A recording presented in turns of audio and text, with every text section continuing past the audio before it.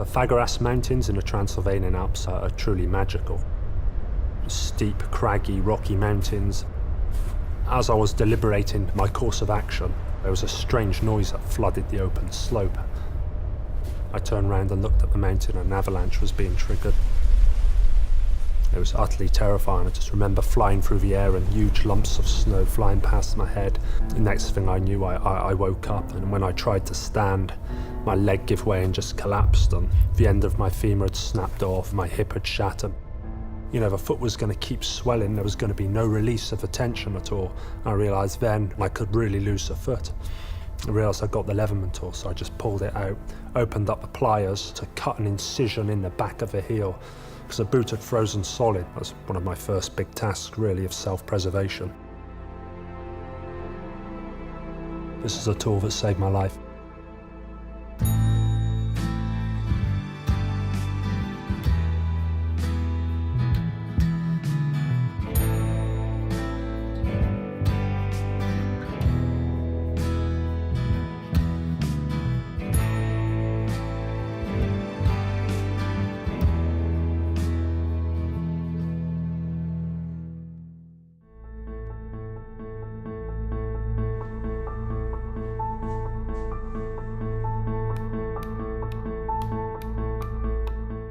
I met Steve Berliner, my eventually to be business partner at Oregon State. The first time I met Tim Leatherman was in the table tennis room, becoming pretty good friends that way. And we also had skill sets that were complementary of each other. I knew that he was dependable, reliable. I knew he was punctual. I knew that I could count on his word.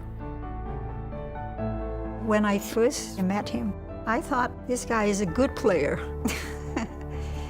When I first saw this beautiful girl come down into the ping pong room, I tried very hard to play very impressively, see if I could get her attention. Tim is inclusive and able to understand other cultures. So he just defy my definition of what American is like.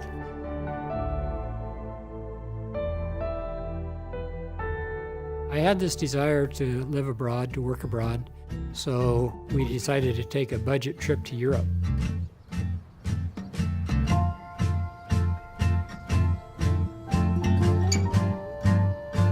We went there with the hope to be able to backpack and hitchhike our way around. It didn't work out very well, and so we decided that we'll buy a car. We found out that the easiest place to buy a car for a foreigner was in the Netherlands. And once we had our day or two of tourism, then that was what we're quite focused on. We were just literally walking along the streets, and there was a Fiat 600 with a for sale sign in it.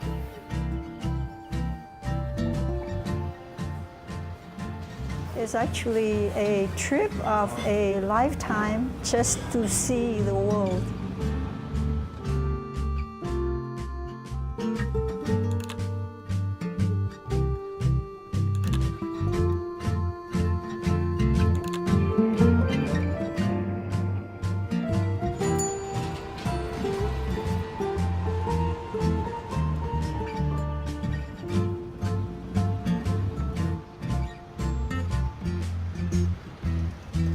The Fiat was not entirely reliable. It did need repairs now and then. Back in those days, I did have a few rudimentary tools handy for everything from making adjustments on the carburetor to tightening up bolts.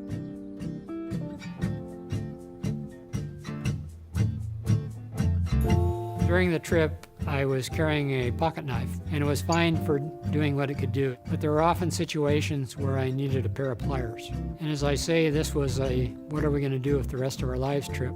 So as we were traveling, I was jotting down notes. And one of the notes was, in essence, put a pair of pliers in a pocket knife. But this idea would prove to be much more complicated than I initially imagined.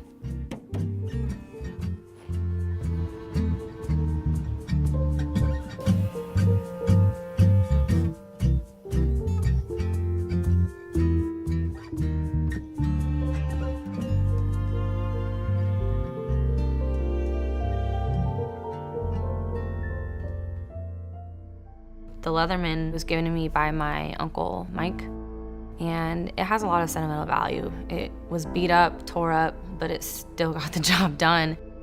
Before he passed away in 2008, he gave it to me.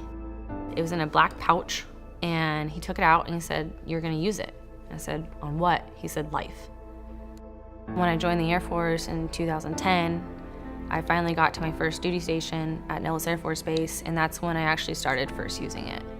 He saw the struggle and the past I had growing up and just kind of really wanted to kick me in the ass and say, "Get it together." I loved him. Sorry. So I gave it to his youngest daughter, Haley, who is, I call my mini-me. Now I get to tell his girls the stories. That was his, and that was mine, and now it's theirs. The Leatherman is an heirloom now. Who would have thought that a little piece of metal would have so much meaning? She's gonna be able to have that at hand and tackle whatever's in front of her.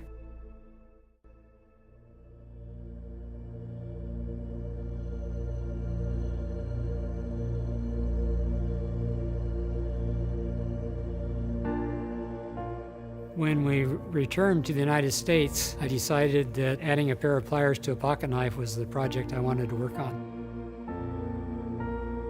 My first step in this project was to create the prototype. I spent the first 3 years of this project in my brother-in-law's garage. At times I was lonely. On my 30th birthday, I can remember thinking, 3 years of my life I've been working on this. I have nothing to show for it. And I remember starting to cry. And then waking up the next morning, today's a new day, I still have a goal, let's go see what I can do.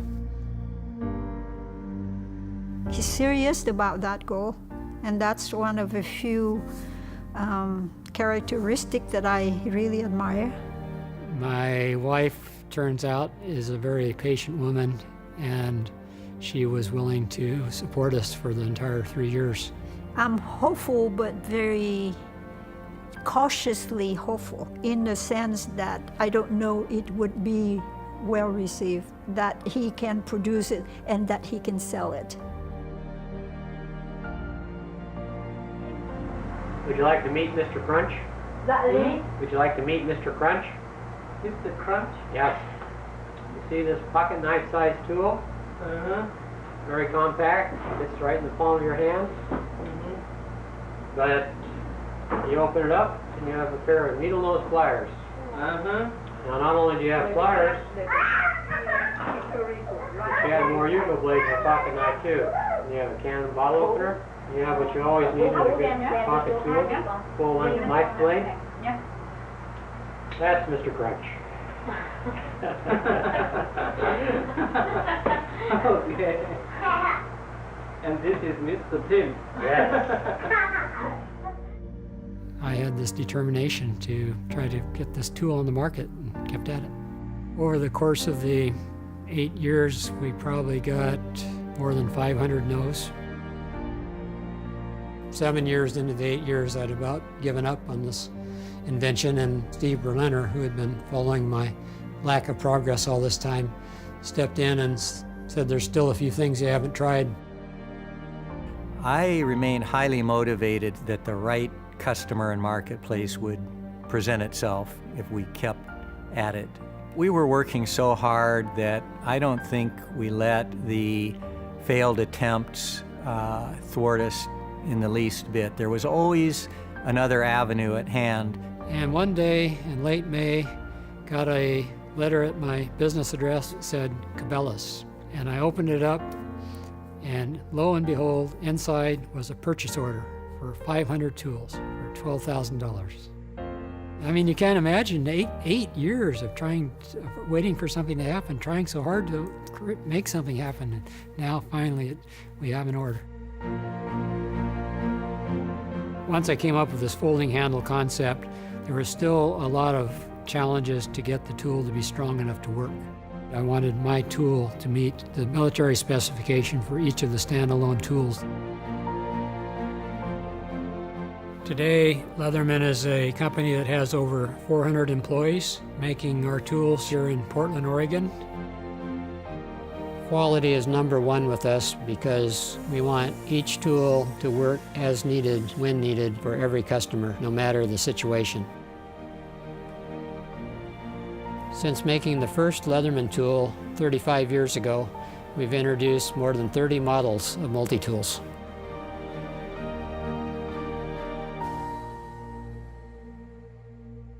I have a lot of respect for the way you have to travel over the ice.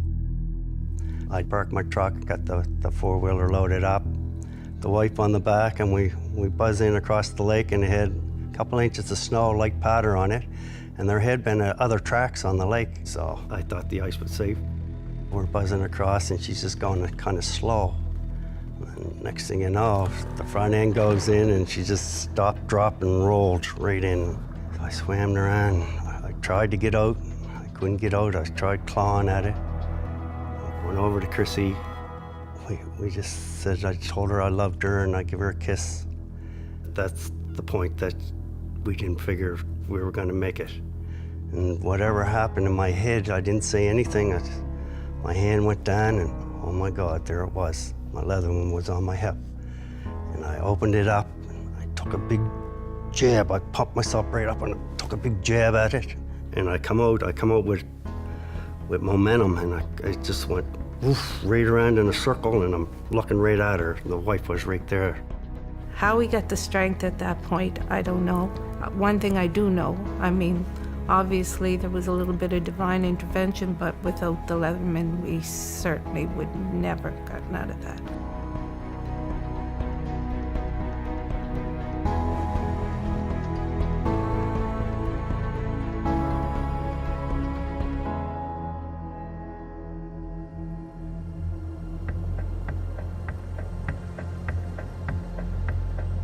All I've been told is that we would be going to a cabin and that there will be some people there that have some Leatherman stories to tell me. To tell you the truth, I'm not big on surprises. I like to have my life planned out and know what's going to happen.